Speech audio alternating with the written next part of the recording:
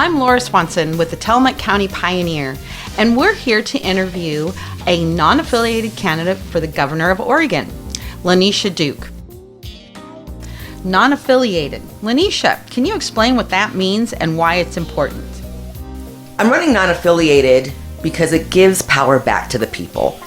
What that means is I will have to collect almost 23,000 signatures to qualify for the ballot in November. I will not be on the primary. I am not affiliated with the Democratic Party, the Republican Party, the Independent Party, or the Working Family Party. I am non-affiliated to any party, and so that means that I actually have to go and collect the signatures and the support that I need to get on the ballot in November. And we will do that by the end of July to qualify at the end of August. And I'm running for non-affiliated. Like I said, it gives power back to the people and it gives another choice to the people. What kind of response and reactions have you received since your announcement and as you share your plans with the community? I'm very excited to represent Tillamook County in this quest for governor, and I'm very thankful for the encouragement, for the excitement that my community members have signed on and want to support me in this endeavor, because I don't think anyone knows me as well as my folks in Tillamook County. And so I'm thankful to begin this run in what is home to me in Tillamook County. And so there's also been people questioning my run, saying I have the audacity to run for governor, which I really think that we are at a point to where if we don't pay attention to what's happening in this moment, it's going to be too late for us. And so I say we have the audacity to not pay attention to what's happening right now. Why are you running for governor? Why not start out with a local office or the legislature? I'm running for governor because I do believe that there is too much at stake. And I believe that this is the platform that I've been called to really sound the alarm so that we really begin to understand what's happening in government, where we're not distracted by the political jargon and the conversations that keep us distracted and angry and frustrated and filled with fear and anxiety. I do believe that government needs to be more accessible to everyday normal people who are just trying to live their lives the best they can and trying to make ends meet right now.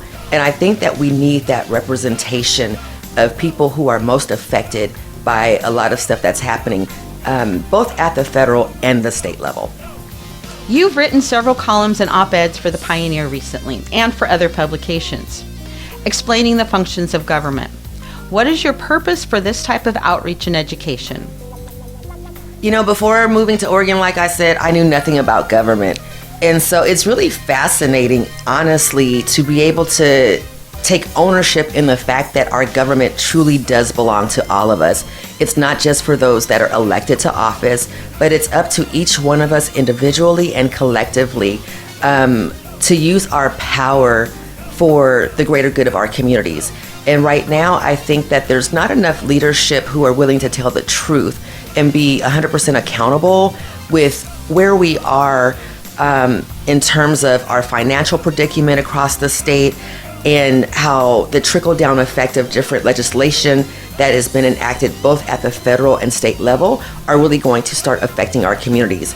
And it is my desire that during this run, I'm able to educate as many people as possible so that we can all take our power and be a part of the process. Tell us why we should support you.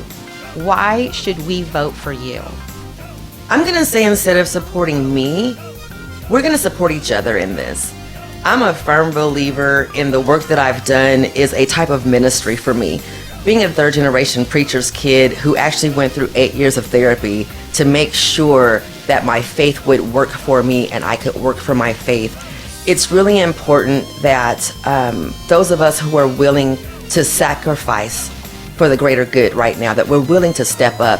There are I believe that there's a remnant of us being called to this moment to bring back hope for people in a way that's not reflected in what's going on in politics and government right now.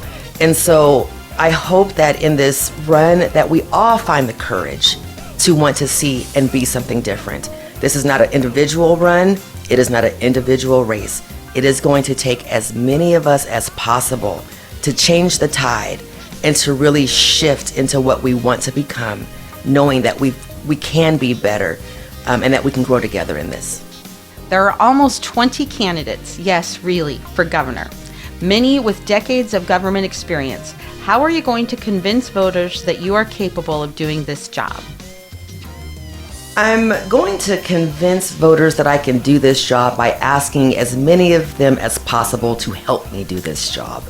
I don't think that the job of governor is a one-person job. It is going to take, again, a collective conscience to really re-examine where we are and look at where we want to be and how do we get there together. I believe that the division in politics right now is forcing us to fight over things that at the day are not who we really are. And I hope that in my run, I'm able to be that bridge and really bring us back together, bring us back to community, and bring us back to love, loving for ourselves and love for one another, so that we can love this place. Oregon is a very special place, one that I did not know anything about until I got here.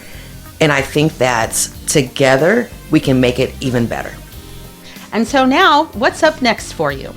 I'm excited that our official campaign kickoff for Duke for Oregon will take place on Monday, February 16th at noon in Manzanita at the Pine Grove. And there I will share my vision for Oregon. And my platform is really going to center around government efficiency.